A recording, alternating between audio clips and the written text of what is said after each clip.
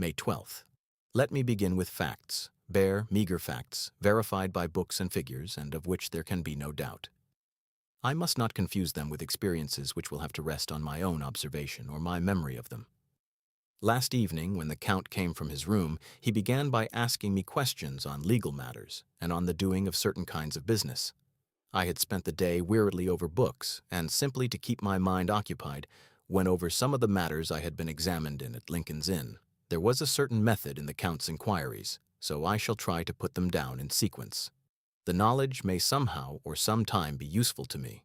First, he asked if a man in England might have 2 solicitors or more. I told him he might have a dozen if he wished, but that it would not be wise to have more than 1 solicitor engaged in one transaction, as only one could act at a time, and that to change would be certain to militate against his interest. He seemed thoroughly to understand, and went on to ask if there would be any practical difficulty in having one man to attend, say, to banking, and another to look after shipping in case local help were needed in a place far from the home of the banking solicitor. I asked to explain more fully so that I might not by any chance mislead him, so he said, "I shall illustrate. Your friend and mine, Mr. Peter Hawkins, from under the shadow of your beautiful cathedral at Exeter, which is far from London, buys for me through your good self my place at London." Good.